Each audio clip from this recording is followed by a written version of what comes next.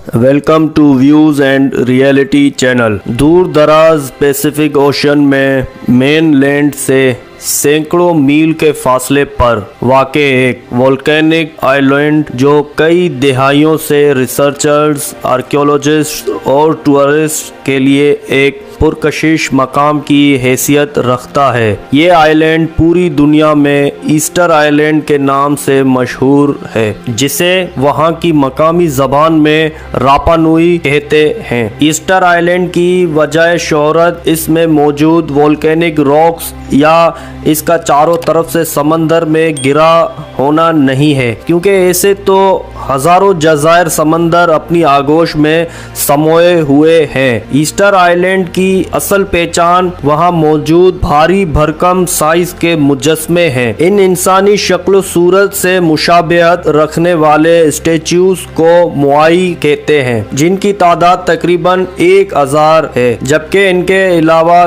कुछ इनकम्प्लीट और टूटे हुए स्टेच्यूज भी वहाँ से दरियाफ्त हुए हैं। ईस्टर आइलैंड जनूबी अमेरिकी मुल्क चिली की टेरिटरी है। इस आइलैंड के करीब तरीन जो आबादी वाली जगह है, अगरचे वहाँ भी आबादी ना होने के बराबर है, वो है पिटकैर्न आइलैंड, जो कि ईस्टर आइलैंड से 1931 किलोमीटर के फासले पर वाक़े है, जबकि खुद चिली से इसका फासला तकरीबन 3510 किलोमीटर है, जहाँ से बजरिया एरोप्लेन लोग ईस्टर आइलैंड का सफर करते हैं। दोस्तों, अब हम आते हैं इन जायंट स्टेच्यूज की तरफ के जो ईस्टर आइलैंड की पहचान है। इन देवकामत मुजस्मों को कैसे बनाया गया, इनको बनाने, इनको तराशने वाले कौन थे, कैसे इनको एक जगह से दूसरी जगह मुंतकिल किया गया। यहाँ के मकामी लोग जिन्होंने इन्हें बनाया वो अचानक कहाँ गायब हो गए, क्योंकि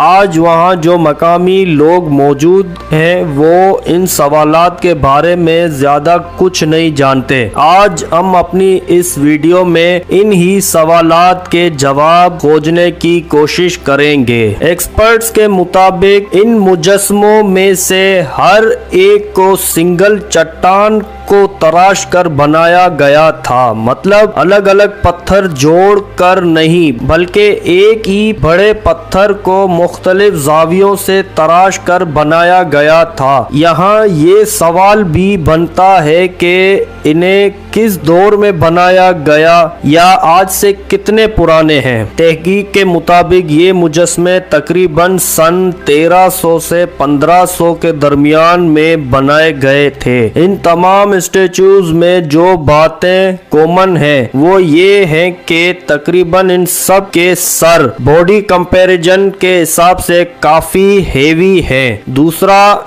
इनके हाथ बॉडी के साथ चिपके हुए हैं, और तीसरा, ये सारे मुजस्मे विदाउट लेग्स हैं। ये भी कहा जाता है कि इन कबाइल के चीफ्स का जब इंतकाल हो जाता था तो इनका मुजस्मा बना दिया जाता था। इनमें सबसे बड़ा मुजस्मा जो कि 33 फीट यानी 10 मीटर लंबा और तकरीबन 82 टन वजनी है, जबकि रापा नुई से मिलने वाला एक इनकम्प्लीट मुजस्मा जो अगर मुकम्मल हो के अपनी जगह पर प्लेस होता तो इसकी लंबाई अप्रोक्सीमेटली 69 फीट और वजन तकरीबन 150 टन होता। अब हम ये जानने की कोशिश करते हैं कि आया वो कौन थे जिन्होंने इन मुजस्मों को तामीर किया। दोस्तों, इस हवाले से कई मफरूजात और कहानियां मशहूर हैं। काफी अरसे से ये भी ख्याल किया जाता रहा है कि ये एक्स्ट्रा टेरेस्ट्रियल मखलूक का काम है, यानी ये मुजस्मे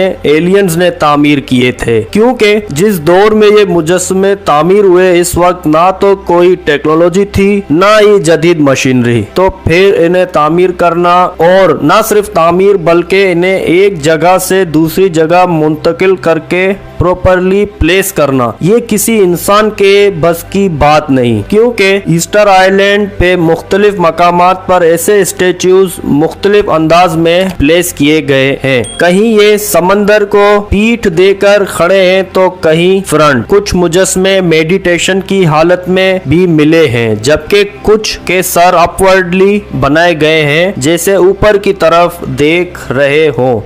लेकिन जदीद तहकीक ने इन तमाम मफरूजों को गलत साबित कर दिया है। एक्सपर्ट्स के मुताबिक ये मुजस्मे वहाँ के इनहेबिटेंट्स ने आज से तकरीबन 800 साल कबल तामीर किए थे, और ये मुजस्मे भी मकामी तौर पर बनाए गए थे जो कि वहाँ पर मौजूद वोल्केनिक रॉक्स को तराश कर बनाए गए। यहाँ इन तहकीकात पर ये ऑब्जेक्शन रेज किया गया कि इनकी तामीर और मुंतकली के लिए माहिर कारीगरों और हुनरमंदों के साथ साथ वाफिर तादाद में मजदूरों की भी जरूरत रही होगी। लेकिन जब 1722 में यूरोपियन वहां पहुंचे तो इस आइलैंड की आबादी तकरीबन 2 से 3 हजार थी, जो कि इस पूरे काम के लिए नाकाफी थी। लेकिन जैसे जैसे तहकीक में वुसअत आती रही वैसे वैसे इन सवालात के जवाब भी आते रहे। तहकीक से ये बात साबित हो चुकी है कि वहाँ के लोग काफी हुनरमंद थे, क्योंकि ईस्टर आइलैंड एक वोल्केनिक आइलैंड है जहां खेती बाड़ी तकरीबन नामुमकिन है,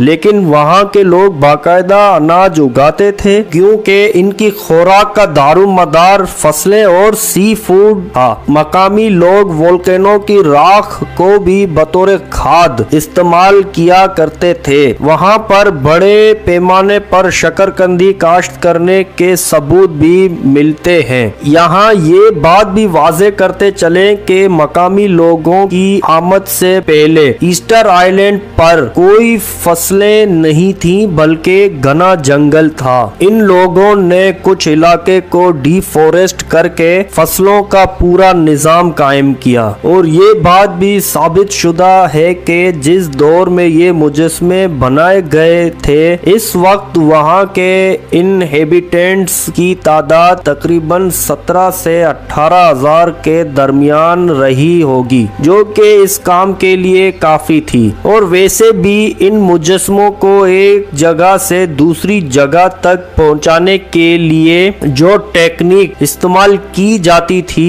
इसमें बहुत कम लोग रिक्वायर्ड होते थे, रफली 3 से 400 लोग। ये टेक्निक ये थी कि मुजस्मे को दरमियान में रख कर इसके सर पर रोप बांध दी जाती थी, फिर इस रस्सी को दोनों साइड्स से लोग पकड़ लेते थे और तैयार मुजस्मे के नीचे रोलर या सतह जमीन को स्लोप में काट कर या लेवल करके इन्हें दोनों साइड से भारी भारी आगे की तरफ जोर देकर खींचा जाता था, जिससे मुजस्मा रफ्ता रफ्ता आगे की जानिब बढ़ता जाता। तो फिर इतनी तादाद में बसने वाले लोग कहाँ गायब हो गए? इसका जवाब है हद से ज्यादा डिफोरेस्टेशन और यूरोपियंस की आमद के बाद स्लेव ट्रेड। क्योंकि डिफोरेस्टेशन की वजह से ईस्टर आइलैंड की जमीन बहुत ज्यादा बंजर हो चुकी थी, नतीजतन फसलें लोगों की खुराक की जरूरतों को पूरा करने के लिए नाकाफी थी। वहां से काफी ऐसे इंसानी ढांचे भी मिले हैं जिनकी हड्डियां चोट की वजह से टूटी हुई थी। इस बिना पर यह भी कहा जा सकता है कि शायद इस दौर में कत्ले आम भी हुआ हो। इवन कुछ एक्सपर्ट्स कैनिबलिज्म के शवाहिद भी पेश करते हैं। इन पूरे हालात और वाकयात पर एक्सपर्ट्स की मुख्तलिफ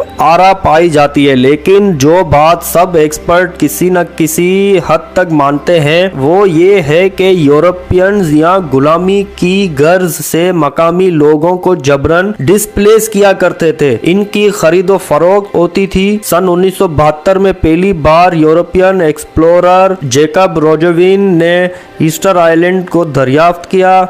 चूंकि इस दिन ईस्टर संडे था, जिसकी वजह से दरियाफ्त का नाम ईस्टर आइलैंड रखा गया। चूंकि इस वक्त जो एक्सप्लोरर्स تھے। इनका असल मकसद कॉलोनीज बनाना और मकामी इनहेबिटेंट्स को गुलामी के तौर पर इस्तेमाल करना था। सो वही सुलूक रापा नुई पर बसने वाले लोगों के साथ भी किया गया। फिर आबादी में रैपिड डिक्लाइन देखा गया और रही सही कसर यूरोपियंस जो अपने साथ बीमारियां लाए थे इन्होंने पूरी कर दी, क्योंकि मकामी लोग इन बीमारियों से इम्यून नहीं थे जो इनके लिए जानलेवा साबित हुई। 1877 तक पहुंचते पहुंचते वहां पे नेटिव लोगों की तादाद सिर्फ 111 रह गई। ईस्टर आइलैंड 1888 में चिली का पार्ट बना, जिसे 2007 में स्पेशल टेरिटरी का दर्जा दिया गया। 2017 में कराए गए सेंसस के मुताबिक ईस्टर आइलैंड की आबादी 7,750 थी, जिसमें 45% यानी